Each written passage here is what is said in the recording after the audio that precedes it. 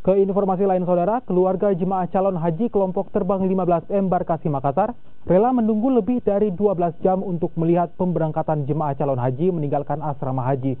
Suasana haru pun mewarnai keberangkatan jemaah calon haji tersebut.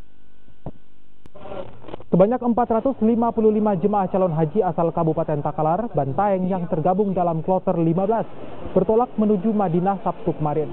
Kelompok terbang 15 dijadwalkan tiba di Bandara Amir Muhammad bin Abdul Aziz, Madinah pukul 8:25 waktu setempat dan akan bergabung dengan 6.343 jemaah embarkasi Makassar yang lebih awal tiba.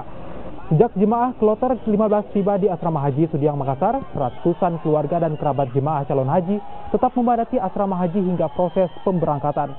Suasana haru pun mewarnai pemberangkatan jemaah calon haji kloter 15 ini.